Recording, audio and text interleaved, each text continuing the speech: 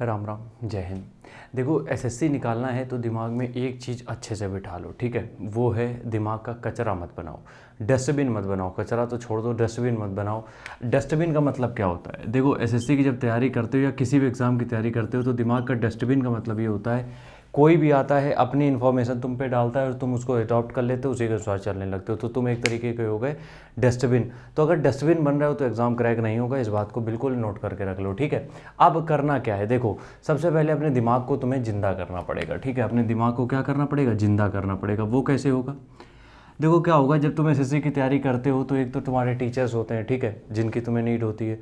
दूसरे होते हैं मेंटोर्स, उनकी भी नीड होती है। मेंटोर का मतलब ये होता है कि वो जो तुम्हें एग्ज़ाम के सिलेबस की तैयारी नहीं करा रहा है, उस वो तुम्हें कैसे एग्ज़ाम को टैकल करना है उसके बारे में बता रहे हैं, कैसे अप्रोच रखनी है उसके बारे में बता रहे हैं। वो होते हैं कौन? वो होते हैं तुम्हारे मेंटोर्स, ठीक है। तो अगर तुम्हारे एक मेंटोर हैं या दो मेंटोर हैं तब तो तुम्हारा सिलेक्शन आसानी से हो सकता है, ठीक है।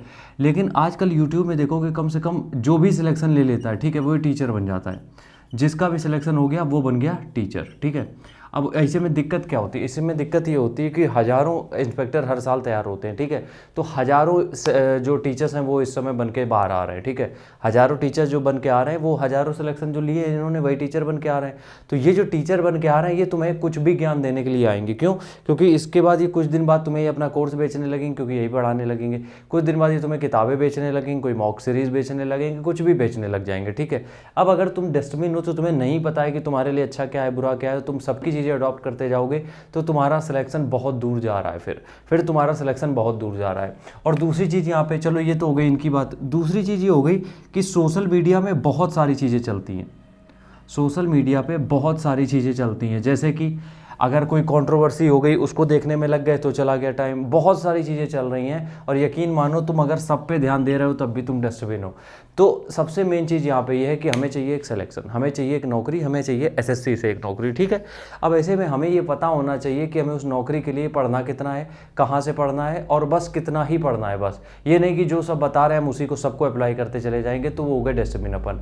तो जो तुम सोशल मीडिया से देख रहे हो उसी से तुम इन्फ्लुएंस होते हो। अगर मान लो आज तुम एसएससी की तुम्हारा मन था हमेशा से एसएससी की तैयारी करने का, तुमने सोशल मीडिया पे देख लिया कि यूपीएससी भी एक चीज़ होती है जो इससे बड़ी होती है और इसमें ये रुतबा होता है वो रुतबा होता है, तो तुम शिफ्ट कर गए यूपीएससी की तरफ, ठीक है। अब क्या हुआ? तुम्हारा दिमाग इन्फ्लुएंस हो गया, ठीक है। जब तुम यूपीएससी की तरफ शिफ्ट कर गए तो तुम ना तो एसएससी के बचे ना तो तुम यूपीएससी के बचे। क्यों? यूपीएससी में तुम झेल नहीं पा रहे हो और एसएससी तुम्हारा निकलने से रहा।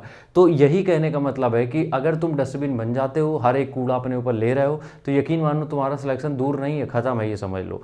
तो लिमिटेड चीज़ें रखो। तुम्हें सोशल मीडिया यूज़ करना है, हम आज के टाइम पे नहीं कह रहे हैं कि सोशल मीडिया से दूर रहो, नहीं रह पाओगे, बट अगर रहना है सोशल मीडिया पे तो उतना रहो बस जितना तुम्हारे लिए ज़रूरी है। हर समय सोशल मीडिया की जो भी चीज़ें हैं वो तुम्हें अडॉप्ट करने की ज़रूरत नहीं है, हर समय उससे सीखने की ज़रूरत नहीं होती है। इंटरटेनमेंट के पर्पज़ से देखना है, थोड़ी देर देखा, खत्म काम। उसमें जो बता रहा है वो दिमाग में मत डालो, ठीक है। वहाँ से जहाँ से पढ़ लिया वहाँ से खत्म, काम हो गया। मतलब देख लिया सोशल मीडिया पे जो भी है, वहाँ से ट्रेंड है जो भी है देख लिया, वहाँ से काम में स्टोरी खत्म। लेकिन अगर तुम उसी को लूप में सुनते चले जाओगे, उसी को लूप में देखते चले जाओगे तो तुम्हारे लिए चीज़ें बहुत मुश्किल होने वाली है मेरे भाई। और हम सच बता रहे हैं कि ये दिक्कतें इतनी बढ़ जाएंगी कि तुम झेल नहीं पाओगे। इसलिए हम तुमसे रिकमेंड करते हैं और ये सजेस्ट करते हैं कि डस्टबिन मत बनने दो खुद को। तुम्हारे पास भगवान ने खुद की भी तुम्हें बुद्धि दी है, उसका इस्तेमाल करो। राम राम, जय हिंद।